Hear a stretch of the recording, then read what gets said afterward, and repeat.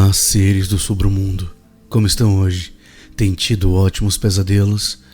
Bom, galera, eu queria agradecer a todo mundo que anda respondendo as perguntas que eu faço lá no Spotify. Então, por favor, se você não respondeu ainda, vai lá, dá uma olhadinha. Não esquece de seguir a gente lá no Spotify ou no agregador que você usa para ouvir o podcast, para você sempre receber os episódios antes de todo mundo. Não esqueçam também de dar a nota pra gente lá, porque é muito importante. Quando você dá nota, o Spotify, ele meio que ranqueia a gente melhor. Então assim, não custa nada, é rapidinho. Também não esqueçam de seguir a gente no Instagram, gente.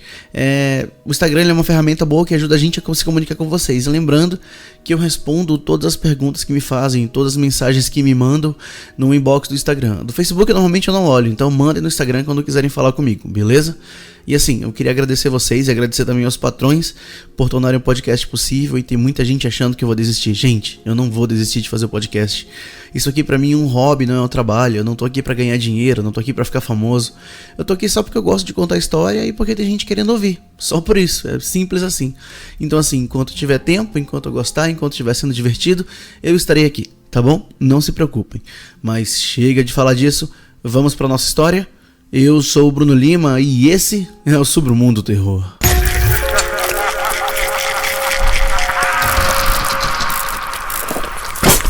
Submundo Terror.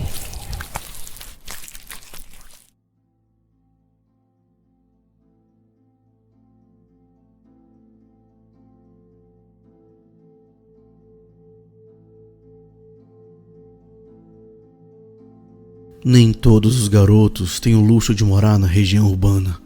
Já outros, como eu, precisam pagar pelo menos 3 ônibus para chegar ao colégio antes dos portões serem fechados.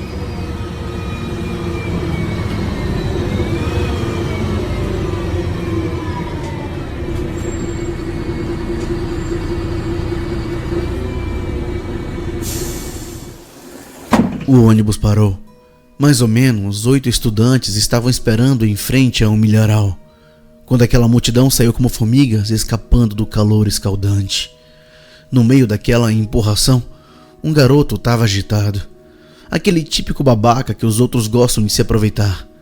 Ele estava nervoso e agoniado, porque havia esquecido alguma coisa. Então, os mais fortes o empurraram para fora e nós entramos logo em seguida. As portas atrás de mim fecharam e um vento sopapeou o meu rosto. Observei Evan, o motorista, perguntando se eu queria jogar alguma coisa para fora antes que fechasse a janela, porque em breve ia começar um grande temporal. Sentei um pouco à frente, a outra turma foi para os fundos, um casal aconchegou-se no meio e no final, um solitário garoto mexendo em seus livros e quase nas minhas costas, o filho do policial rabiscando algo na vidraça. Enquanto ainda estava distraído, observei que havia escrito com lápis de cera: não existe o mesmo dia. Sabemos muito bem que essa manhã você pode mudar o seu destino. Ele percebeu quando eu estava terminando de ler e disse que foi alguma coisa que ouviu de manhã, mas não lembro onde tinha ouvido. Foi então que virei para frente e me concentrei no rádio ligado. O motorista provavelmente, mais uma vez, encontrava-se chapado e dirigindo. Logo, chegaríamos até a estrada. Nessa noite teremos um temporal atípico. Não saiam de casa com seus veículos. Repetindo, não saiam de casa com seus veículos. Um chamado de alerta estava orientando os motoristas e moradores sobre um fenômeno atmosférico incomum. Não havia muito tempo para que chegassem possíveis ventanias, raios e interferências em meios de comunicação. O cara que estava falando pediu para que todos ficassem em suas casas e evitassem dirigir. Evan não era o sujeito que se preocupava muito. Ele olhou pelo retrovisor e disse que iria pilotar um pouco mais rápido. Afinal, ele não podia deixar a gente atrasado na aula. A turma, os outros 4 caras que estavam fazendo barulho no final, não se importaram e os demais permaneceram em silêncio. Nessas circunstâncias, o motorista aumentou a velocidade enquanto aos poucos a transmissão de rádio foi ficando ruim até que finalmente sumiu. Nós finalmente saímos da estrada de terra esburacada. Você percebe isso quando o ônibus para de saltar e o sossego do asfalto toma conta do momento. Estávamos começando a passar por uma parte que fica por quase 1 quilômetro em um campo aberto. Acho que não percebi quando escureceu. As nuvens tomaram conta do céu como um véu noturno. O vento estava sacudindo objetos, possivelmente jogados dos outros veículos para um lado e para o outro na rodovia. Finalmente, os raios começaram a cair como o cara no rádio alertou. Nunca tinha visto alguma coisa igual aquilo. Tantos relâmpagos iluminando o campo, um atrás do outro. Apareciam algumas faíscas cada vez que tocavam um campo e alumbrando como flechas de câmera. A água caindo do céu como um fenômeno estranho assemelhava-se como dezenas de espelhos refletindo. Do outro lado, eu vi um outro ônibus. Quanto mais os relâmpagos caíam, mais parecia uma miragem, um outro coletivo correndo para uma estrada igual a nossa. Em um sentimento de repugnância e choque, eu não consegui me mexer, até que um estrondo forte e uma claridade fez tudo se acalmar como uma manhã tranquila.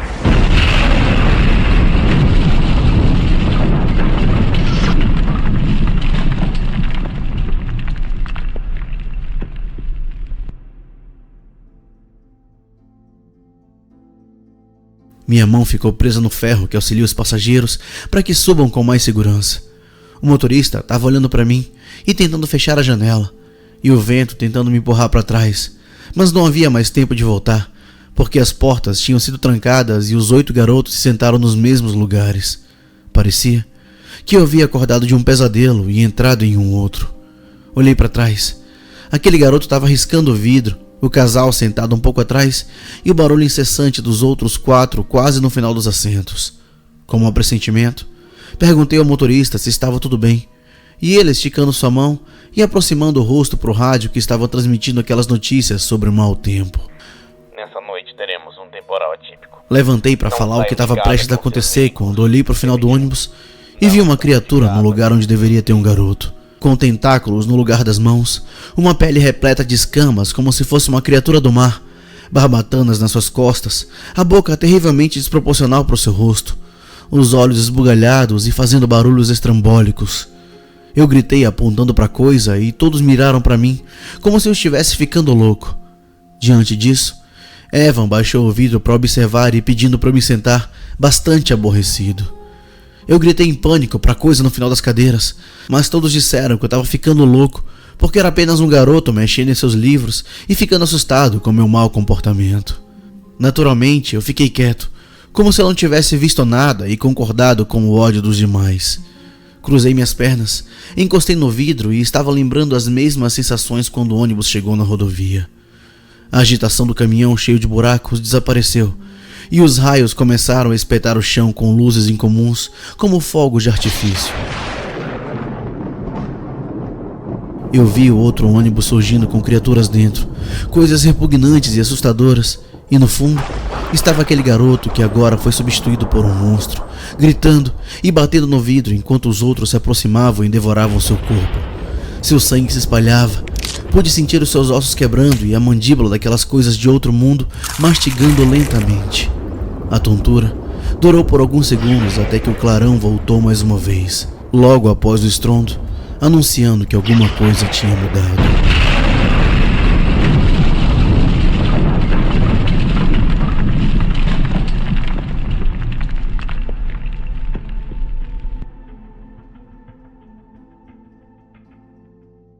Lá estava eu, sentado com a cabeça entre os meus joelhos e bastante zonzo. De repente, dei um grito porque meu cérebro não soube aceitar todas as informações que estavam voltando com muita pressa e notei o casal do outro lado, olhando para mim, e o cara perguntou se eu estava bem. O motorista pediu para eu parar de bancar o babaca, porque estava querendo ouvir o que o rádio estava transmitindo. Os meus braços não pararam de tremer como nunca aconteceu em toda a minha vida. Mesmo assim, eu consegui me levantar. A minha atenção foi diretamente para os fundos, e aquela coisa repugnante ainda estava lá, movimentando-se e parecendo que estava grudada naquele assento e me ignorando como se nada tivesse acontecido. Os namorados continuavam olhando para mim quando eu caí no chão mais uma vez, e a garota disse que eu não estava normal. Nos segundos em que finalmente consegui controlar o nervosismo e buscar de alguma forma a explicação para tudo, olhei para o cara que das outras vezes estava riscando no vidro do ônibus e observei uma criatura ainda mais assustadora e medonha quanto aquele monstrengo no final dos assentos. Ele parecia uma mistura de homem com algum tipo de inseto, talvez uma mosca. Eu poderia sentir como se fosse geleia os seus músculos pastosos. O seu corpo não passava de pus e sangue saindo por todas as partes. Seu gemido de agonia, sacudindo a cabeça e batendo contra o vidro, como se estivesse sentindo muita dor. Aquilo fez um choque correr por todo o meu corpo, tão frio quanto o inverno. Um erro de Deus ou apenas uma besta do inferno expulsa das trevas? O motorista pediu para que alguém me ajudasse, então o rapaz que estava sentado com a garota me colocou em um banco do lado e disse que eu estava suando muito. Quando percebeu que eu iria me levantar mais uma vez, segurou os meus braços com mais força, já que é um garoto mais forte, e falou que ficaria tudo bem. De repente, os rugidos dos relâmpagos chegaram naquele terreno aberto. Eu nem percebi quando nós havíamos chegado na estrada. Os olhos do garoto estavam distraídos com outra coisa e os seus lábios anunciaram que havia algum evento do outro lado. E eu vi o outro coletivo. Dessa vez mais um outro garoto estava lá. Aquele que agora tinha sido substituído por um monstro ainda mais repugnante. E as criaturas lá devoravam os dois e divertiam-se em euforia. Que merda que tá acontecendo? Ele expulsou um miado de pavor e a sua atenção voltou novamente para o nosso ônibus. Sua expressão estava abalada, mas uma curiosidade mudou seu semblante com uma pergunta curiosa para mim. Entortou seus lábios para indagar se eu estava ouvindo um tic-tac. Finalmente, estava escutando junto com ele. Sua cabeça olhou para os nossos pés e encontramos uma mochila. No mesmo momento, ele abriu como um instinto animal. Quando fez isso, o clarão veio e dessa vez nem deu para ouvir nada, apenas um silêncio. Minha cabeça bateu violentamente contra o vidro e fez rachar como uma teia de aranha. Eu sabia que estava acontecendo de novo e olhei para o casal, os únicos que se preocuparam comigo, e agora eram outras criaturas com tentáculos, gosmas verde, deformidades, escamas, uma mistura doentia de outro mundo que estava aqui comigo. Um devorando o outro, como se fosse uma fome descomunal. Os corpos se juntavam. Uma verdadeira obra chocante, uma cena tão horrorosa quanto qualquer tipo de pesadelo que existe no mundo. A coisa ficou no final. A outra continuava sofrendo e se golpeando em todas as partes, e o grupo, também transformado em monstros com tentáculos no lugar dos membros e a estrutura física transparente, mostrando seus órgãos funcionando e se arrastando para minha direção. Para tentar escapar desse horror indescritível e imaginário, fui para frente e o motorista, algum tipo de cadáver vivo com vários vermes saindo por todas as partes, tentou dizer algo, enquanto uma gosma negra saía de sua boca. Todos eles vinham se aproximando, até que eu, mais uma vez, percebi que nós estávamos na tempestade de raios e do outro lado do ônibus, os outros garotos apontavam para uma das janelas, mas já era tarde demais. Pude sentir eles partindo seus membros enquanto eles continuavam vivos, de alguma forma, mastigando e triturando entre os seus dentes e expulsando para dentro dos seus estômagos os meus pedaços. A minha carne sendo cortada pelas suas unhas até que finalmente tudo ficou branco. O freio do ônibus se espalhou, terra seca em todas as partes com a ajuda da aragem, que estava ficando cada vez mais forte. Uma multidão saiu de dentro do ônibus e no meio daquela bagunça toda, eu pude observar um garoto agoniado porque havia esquecido algo dentro do coletivo. O grupo de fortões e mais altos o empurraram. Parecia que eu estava fazendo tudo no piloto automático. Quando entrei, eu observei Evan tentando fechar a janela e perguntando se eu tinha alguma coisa para me livrar, enquanto a brisa surrava os nossos rostos. Naqueles segundos, eu corri empurrando os outros e peguei aquela mochila jogando-a pela janela. E o motorista disse que não precisava de tanto exagero. O ônibus começou a seguir o seu caminho, e uma notícia começou a falar sobre uma suposta tempestade passageira que, da mesma forma que chegou, desapareceu. Era apenas um efeito atmosférico desconhecido. No entanto, alertou para terem cuidado com as estradas.